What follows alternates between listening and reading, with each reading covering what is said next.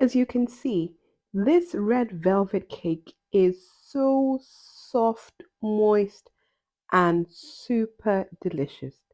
I tried a new style recipe and it was perfect. Let's get baking. Don't forget the list of all the ingredients is in the description section. We start off by creaming the butter and the sugar together. I'm using white sugar for this recipe.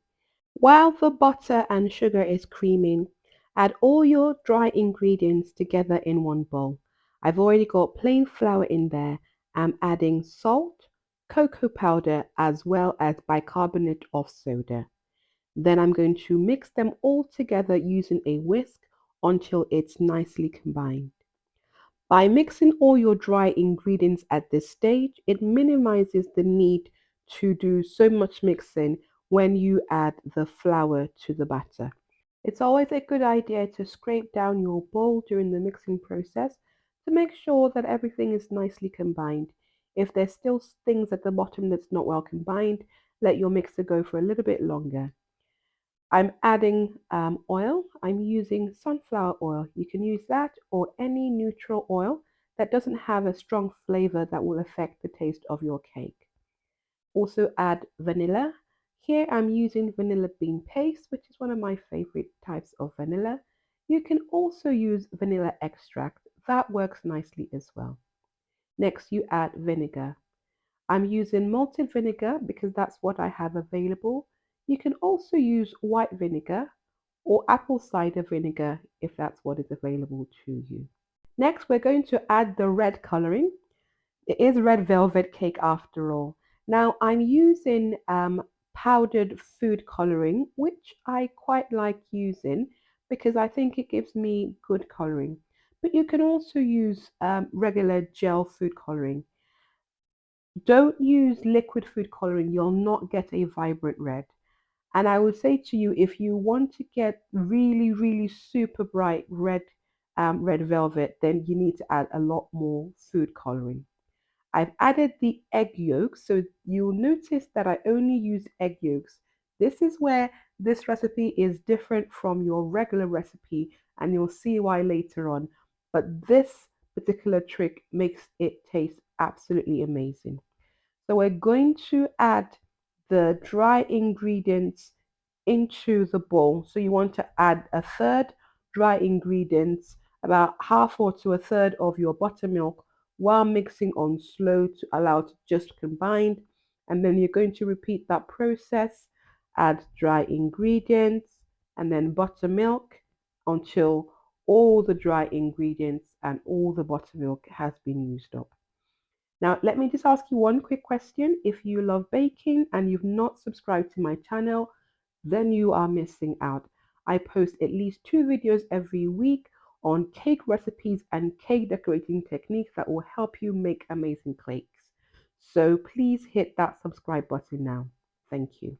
So here I'm adding the last bit of the dry ingredients to the batter, and I'm just going to mix it until it's literally just combined. Do not overmix. Overmixing will result in a tough cake, and that is not what we are aiming for.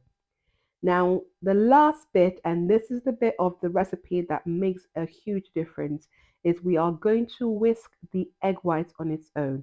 So if you're using your stand mixer, you need to switch to the balloon whisk attachment, and you want to whisk the egg whites until it is reached the stiff peak stage.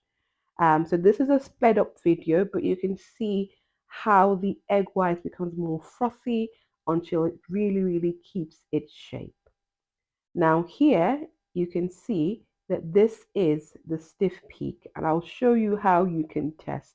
So the rest of the batter, you can see that the flour hasn't fully combined. I've switched to using a hand spatula because I have more control over the mixing process, so I can mix it until I can't see any speckles of flour. Now see, when I turn my bowl upside down, literally the egg white does not come out. If you can do that with your egg whites, then that is stiff pigs. So what you're going to do is you're going to gently fold. So you can see I'm just going in a sort of a pattern of 8 and just gently folding the egg whites into the batter.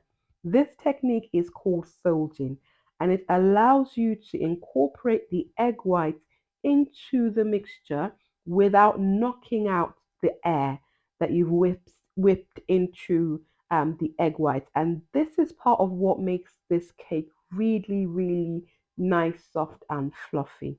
That addition of whipped up egg whites. So this is what your batter should look like. Now, one thing about the coloring is your red is going to get duller when you bake, so just bear that in mind. You should have already prepared your cake tins, so pour the batter into your cake tins. I like to tap to remove any air bubbles that might be trapped in the mixture, and then fill that up. One thing I forgot to mention, and I always advocate that you make sure that before you had started making your cake batter, you had turned your oven on so it could be preheating. Hey, the cake is ready. And I made a smaller portion that I could cut into so I can show you what it looks like. You could just see how moist and soft it is. Like that knife is just going through it so easily. Look at that. Honestly, you should try this cake recipe. You are absolutely going to love it. It's just beautiful, delicious. So give it a try. Any comments, questions, let me know in the comment section. Happy baking.